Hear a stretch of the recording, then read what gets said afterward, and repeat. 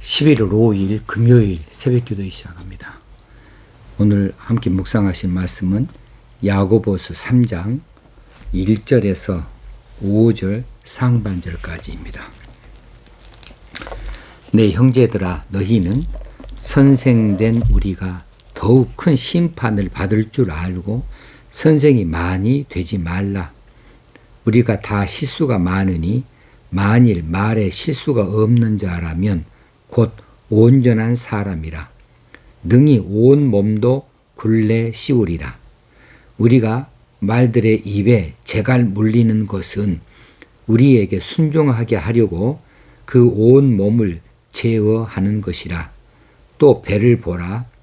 그렇게 크고 광풍에 밀려가는 것들을 지극히 작은 키로서 사공의 뜻대로 운행하나니 이와 같이 혀도 작은 지체로 돼 큰 것을 자랑하도다. 아멘. 바른 신앙생활에서 가장 두드러지는 현상은 무엇일까? 바른 신앙생활 하는 사람, 그 사람에게서 여러 가지 많은 좋은 것들을 발견할 수 있을 터인데 가장 두드러진 것이 무엇일까 하면 언어 생활일 거예요. 언어 생활이 보통 사람하고는 다르다. 이렇게 볼 수 있을 것 같습니다. 이 바른 언어 생활에 대하여서는 이미 1장 26절에서 말씀하여 주신 바가 있어요. 짧게 말씀해 준 바가 있는데 경건한 사람은 혀를 단속해야 한다 라고 하는 의미로 혀를 재갈 물리지 아니하는 사람, 그 사람은 자기 마음을 속이는 사람이고 이런 사람의 경건은 헛것이다. 이렇게 말씀해 준 바가 있습니다. 이제 3장에서부터 어느 부분까지는 이 언어 생활에 대하여서 강력하게 우리에게 권면해 주고 계십니다. 먼저는 3장 1절에 선생이 많이 되지 말라고 이렇게 권면하고 있어요. 내 형제들아, 너희는 선생된 우리가 더욱 큰 심판을 받을 줄 알고 선생이 많이 되지 말라. 당시에 이 서신이 쓰여진 당시에 선생이 되려고 하는 자들, 가르치는 일은 큰 인기가 있었던 것 같습니다. 당연히 많은 사람들이 이 일에 몰려들게 되어졌고 그 가운데는 자격 미달자들도 많았겠지요. 교회에서 모든 직분이 다 그렇지만 특별히 가르치는 직분, 이것은 하나님이 세우신다는 사실을 깊이 생각해야 하는데 자신의 형편을 살피지 아니하고 하나님의 뜻을 살피지 아니하고 그저 인기 있다고 많은 사람들이 선생 되려고 지원하고 있으니 그 부분에 대하여서 야고보는 경고를 하고 있는 거죠. 어떤 경고입니까? 선생된 우리가 더 큰 심판을 받는다 라고 경고를 하면서 그러니까 이 선생이 되려고 하는 일에 있어서 신중을 기하라고 말씀하고 있는 거죠. 자, 선생이 된다고 하는 것보다 더 중요한 것이 있습니다. 선생이 되어져서 선생님, 라삐어, 혹시는 이렇게 호칭을 받는 것, 혹시는 어느 대접을 받는 것, 그것보다도 더 중요한 것은 선생이 되기에 적절한 자격, 합당한 자격을 갖추었는지 이것이 더 중요하죠. 선생이란 이름 얻기는 쉬울지 몰라도 그 선생 노릇하는 것은 쉽지 않기 까닭에 그렇습니다. 쉽지 않은 이 일을 자칫 잘못하다가 더 큰 심판, 보통 사람보다는 더 큰 심판을 받게 된다면 얼마나 불행한 일이 되겠습니까? 그러니까 선생이 된다는 그 사실에 집중할 일이 아니고 선생이 되기에 적절한 자격을 갖추었는지 선생의 일을 능히 잘 감당할 수 있을지에 대하여서 스스로 검증해 보는 일이 더 소중한 일이라는 것이지요. 어떤 선생이 그러면 더 큰 심판을 받게 될 것인가? 그래서 선생 되는 것을 신중히 하라고 많이 선생 되지 말라고 이렇게 말하고 있는가? 아마 제 생각에는 두 가지일 것 같아요. 첫째는 선생은 가르치는 일을 하는데 가르치는 일 아무거나 가르칠 수가 없잖아요. 바로 가르치는 것, 진리를 가르치는 것, 진실을 가르치는 것, 이것 바른 것을 가르치는 것이 얼마나 중요한지 모릅니다. 선생된 자가 바르게 가르치지 못한다고 한다면 이거 얼마나 위험한 일이에요. 선생된 자가 무엇인가를 잘 파악하지 못하고 깨닫지 못하고 오해하고 그래서 가르칠 때에 잘못된 것을 가르친다? 이건 보통 일이 아닙니다. 그러기에 잘못된 것을 가르치는 사람, 그 사람이 배우는 사람보다도 더 큰 심판을 받을 수밖에 없는 것이지요.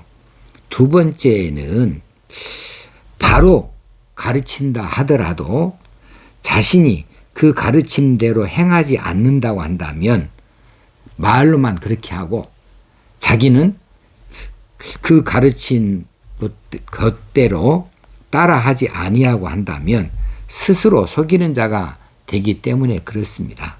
그러니까 가르친다 할 때에는 자신이 그 부분에 있어서 잘 행하고 있는가 라고 하는 부분을 돌아봐야 될 일이고 가르친 다음에라도 그 가르침대로 열심히 그렇게 자기가 가르친 대로 자기 스스로가 먼저 따라 하도록 그렇게 하지 아니한다고 한다면 이것은 스스로 속이는 자가 되어지는 것이니 어느 제자가 누가 이 선생에게서 배우려고 하겠습니까? 그리고 이렇게 그 가르침대로 행하지 아니하고 입술로만 말하고 자기 자신은 그 가르치는 것하고 동떨어진 그런 행함을 가지고 있다고 한다면 그러면 이 사람이 더 큰 심판을 받을 사람이 되지 않겠습니까? 저는 이 두 가지 면으로 생각을 합니다. 자, 가르치는 은사를 부여받았고 또 겸손히 그 가르친 대로 행하지 못할 사람이라면 애초부터 선생이 되려 하지 말아야 할 것이라는 내용이지요. 그래서 너희는 선생된 우리가 더 큰 심판을 받을 줄 알고 선생이 많이 되지 말라. 선생 되려고 많이들 나서는데 그렇게 나서지 말라고 하는 거지요. 그러면서 2절에 넘어가서 우리가 다 실수가 많으니 만일 말에 실수가 없는 자라면 곧 온전한 사람이라. 우리가 세상 살아가면서 실수가 많습니다. 그 실수의 종류가 얼마나 많이 있겠습니까? 그런데 그 중에서 말의 실수가 가장 많다고 하는 거죠. 말의 실수가 자주로 일어난다는 거죠. 말의 실수가 가장 쉽게 일어난다는 거예요. 근데 다른 실수보다는 말의 실수가 없다고 한다면 곧 온전한 사람이라고 이렇게 평가를 받을 만큼 말의 실수는 자주로 있는 것이다. 이것을 말해주고 있습니다. 자, 그러면 선생에게 연결해서 한번 살핀다면 선생들이 가르친다 할 때 무엇으로 가르칩니까? 말로서 가르칩니다. 말로서 하나님의 말씀과 하나님의 뜻을 전달하고 가르치는 일을 하지요. 그런데 선생된 자의 그 입에서 나오는 말에 실수가 있다고 한다면 가르친 일 이외에도 일상생활에서 선생의 그 입에서 나오는 말에 실수가 있다고 한다면 선생에게서 어떻게 권위를 찾을 수 있겠습니까? 선생된 자의 권위는 자신의 말에 실수나 오류가 없는 것으로부터 나옵니다. 그래야 권위가 있지요. 어쩔 때는 그 맞는 말이에요. 어쩔 때는 말에 오류가 있어요. 틀린 말이에요. 어쩔 때는 말하다가 삐끗 실수해요. 그렇게 된다고 한다면 그 선생이 어떻게 믿을 만한 선생이 되어지고 그 선생의 권위가 있을 수 있겠습니까? 그런데 많은 말을 하게 되어지는 이 선생된 자, 이 사람은 더욱 말에 실수가 더 자주로 있지 않겠는가? 다른 사람보다는 훨씬 더 말을 많이 하는 사람이에요. 말을 가지고 사는 사람이니까. 그래서 선생된 자는 더욱 말에 실수가 없도록 조심 또 조심해야 할 것을 말해주고 있습니다. 그런데 선생만 이렇게 말에 실수가 없어야 됩니까? 아니죠. 선생뿐만 아니라 모든 성도는 항상 말에 실수가 없도록 그렇게 주의해야 됩니다. 바른 언어 생활을 할 수 있도록 조심해야 됩니다. 왜냐하면 우리가 가장 쉽게 죄에 노출되어지는 자리가 바로 우리의 말, 혀로부터 나오기 때문에 그렇습니다. 그러니까 말에 실수를 하지 아니하도록, 말로 죄짓지 아니하도록 모든 성도들이 바른 언어 생활을 해야겠다. 혀를 단속해야 되겠다라고 하는 거죠. 혀를 완전히 통제해서 자신의 말에 전혀 실수를 하지 않는 것은 사실상 불가능합니다.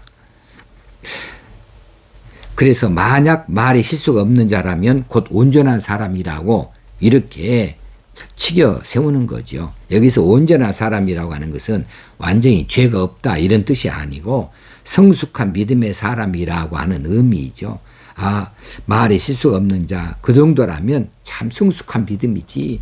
정말 본받을 만한 그런 믿음의 사람이지. 이런 의미를 갖고 있지요. 자, 말에 실수를 하지 않는 사람은 자신의 입에 재갈을 물려야 실수하지 않지 않겠습니까? 능히 온 몸도 굴레 씌우리라. 그런 사람이라면 자신의 다른 지체, 다른 온 몸도 굴레 씌울 수 있다고 능히 그렇게 통제할 수 있는 사람이라고 그렇게 높여주고 있습니다. 자, 그렇다고 보면 우리 온몸 중에서 우리 온 지체 중에서 실수가 가장 빈번한 곳이 혀, 입이 되겠고 또 가장 많이 실수하기도 하고 죄를 짓기도 하는 그 자리가 바로 혀가 되기도 하고 입이 되기도 하지 않겠는가. 그러니 이 혀가 통제돼야만 하겠다. 다스려져야만 하겠다. 어떻게 다스릴 것인가? 굴레를 씌우는 거죠. 굴레는 이제 재갈이라고 하는 것하고도 함께 말할 수 있겠습니다. 3절입니다. 우리가 말들의 입에 재갈 물리는 것은 우리에게 순종하게 하려고 그 온 몸을 제어하는 것이라. 여기서 말은 짐승 말입니다. 동물, 소 말할 때에 그 말의 입에는 곱비에 달린 연장선으로 그 쇠사슬이 달려있는 그 쇠사슬을 말의 입에다가 물려요. 그리고 양쪽에서 곱비로 그 말의 입을 통제를 하는 거죠. 이것이 바로 재갈이라고 하는 거죠. 소에게 있어서는 코에다가 콧뚜레를 해서 코를 이제 대나무 같은 것도 둥그렇게 해가지고 그 뚫어서 그것을 이제 곱비로 연결해서 잡아당김으로 이 소를 통제하는 거죠. 그래서 소의 경우는 코, 말의 경우에는 입에다가 콧뚜리를 하고 재갈을 물려서 소, 말을 자신이 원하는 대로 이렇게 순종시키려고 이렇게 통제할 수 있게 만들어 놓는다. 여기서 재갈이나 콧뚜레는 매우 작은 겁니다. 작지요. 이 짐승의 크기에 비해서 그 힘에 비해서 보잘것없는 것이에요. 재갈이나 콧뚜레는 비록 작지만 그것으로 말이나 소의 온 몸을 제어할 수 있으니 이게 얼마나 중요한 것인지 모르겠어요. 자, 이 비슷한 비유가 4절로 이어집니다. 또 배를 보라. 그렇게 크고 광풍에 밀려가는 것들을 지극히 작은 키로서 사공의 뜻대로 운행하나니. 자, 여기서 배는 바람의 힘을 이용하는 범선일 거예요. 이 범선. 이 범선은 배에 돛대를 높이 올려가지고 바람이 그 돛에 불어가지고 그 바람의 힘으로 방향을 잡고 이제 그 밀려가게 하는 것이죠. 그때에 광풍이 불어 닥친다고 한다면 얼마나 힘있게 이 배를 움직이겠습니까? 그래서 광풍이 불어 닥치면 속절없이 이 배가 밀려갈 수밖에 없어요. 그렇지만은 그 광풍이 불지라도 작은 키, 이 배의 그 선 위에 있는 뒷자리에 있는 물속에 잠겨져 있는 작은 키, 이렇게 저렇게 방향 전환을 시키는 키 하나로 이 배의 방향을 조종할 수 있다는 거예요. 그래서 사공의 뜻대로 방향을 잡고 운행하지 않는가. 그러니 키는 지극히 작은 것에 불과하지만은 엄청난 이 바람을 활용할 수 있고 바람을 제어하면서 이 배를 잘 운행시킬 수 있다는 거죠. 자, 그러니 이 키라고 하는 것, 그리고 동물에게 있어서는 말에는 이 제갈, 혹시는 소에게 있어서 콧뚜레, 이런 것들은 비록 작은 것이지만은 대단히 큰 힘을 가진 것들을 조절할 수 있다. 조정해 나아갈 수 있다. 자기가 의도한 대로 끌고 갈 수가 있다 하는 이야기죠. 그래서 5절 마지막 절에 이와 같이 혀도 작은 지체로 돼 큰 것을 자랑하도다. 혀가 얼마나 작아요. 우리 지체 가운데 뭐 세치혀라고 말하지 않습니까? 세치혀다 그러면 뭐 9cm 남짓 되어지는 그렇게 그것밖에 안 되는 이 혀이고, 혀가 얼마나 얇아요. 가늘고 그렇게 별로 힘도 없는 혀이지만 이 혀를 통하여서 만들어진 이 말이라고 하는 것은, 이 언어라고 하는 것은 어마어마한 것으로 그 능력을 나타내는 것이지요. 자, 혀는 작지만 큰 것을 자랑하도다. 여기서 큰 것을 자랑한다라고 하는 말은 과장하다, 호언장담하다, 이렇게 번역해도 좋습니다. 이 공동 번역에서는 엄청나게 허풍을 떱니다, 이렇게 번역을 했어요. 혀는 작은 지체이지만 엄청나게 허풍을 떱니다. 그래요. 이 작은 혀 가지고 아주 어마어마한 것들을 사기도 하고 팔기도 하고 일을 저지르기도 하는 거죠. 혀는 작은 지체이지만 그 혀를 통하여서 만들어진 이 말의 위력은 헤아릴 수 없이 크다는 사실입니다. 그리고 간단한 예를 들어도 그 혀 가지고 천냥 빚도 갚을 수 있습니다. 그 혀 때문에 폐가 망신할 수도 있습니다. 이 혀가 어떻게 방향 잡느냐, 어떻게 사용되어지느냐에 따라서 놀라운 어마어마한 큰 것을 자랑할 수 있고 그 힘을 나타낼 수 있다고 하는 사실이죠. 자, 우리에게 이 혀를 주셔서 이 혀를 통하여 말이라고 하는 것을 만들게 했습니다. 말을. 그리고 언어 생활을 하게 됐는데 우리 언어 생활에서 자주로 실수해서 자주로 죄를 범합니다. 이 말 가지고 상대방을 죽이기도 하고 가슴에 대못을 받기도 하고 그 사람이 그 말을 듣고 살 소망을 잃어버리기도 하고 낙심하기도 하고 밤새 고민하기도 만들고 눈물도 빼게 하고 한숨도 쉬게 하는 것이 아무런 눈에 보이지 않는 이 말 하나 가지고 그렇게 만들어서 죄를 짓게 만들거든요. 그래서 우리가 말에 실수가 없는 자가 되어지도록 이거 하는데 우리가 훈련이 필요합니다. 하루아침이 되는 것 아니고 첫째는 말을 적게 하는 겁니다. 꼭 필요한 말만 하는 것입니다. 필요한 말을 제때 하는 겁니다. 이 말을 골라서 하는 겁니다. 말을 할 때 신중하게 생각해서 하는 거죠. 감정대로 하지 아니하는 것이죠. 그래서 이 말에 실수가 없도록 우리 신앙생활에서 열심을 내자, 노력을 하자, 이런 말씀을 오늘 드리고자 합니다. 기도하겠습니다. 하나님 아버지, 오늘 또 우리 입술에 말, 이 혀로부터 만들어지는 이 말, 그 위력을 다시 한번 생각하면서 말에 실수가 없는 자 되어지기 원합니다. 우리가 가장 쉽게 죄에 노출되어지고 가장 자주로 죄를 짓게 되어지는 이 말의 실수를 우리가 범하지 아니하도록 우리 혀를 잘 통제할 수 있기를 원합니다. 성령님이여 우리를 도우시고 하나님의 말씀에 힘입어서 우리 말 언어 생활이 달라지게 하여 주옵소서. 우리 주님 예수님의 이름으로 기도합나이다. 아멘. 오늘 하루도 하나님께서 주신 날 참 열심히 사시고 또 힘있게 사시되 성령의 능력을 힘입을 수 있도록 늘 기도하시는 가운데서 또 우리 언어 생활이 참 큰 능력을 나타내는 복된 언어가 되어지도록 귀하게 사용하십시다. 감사합니다.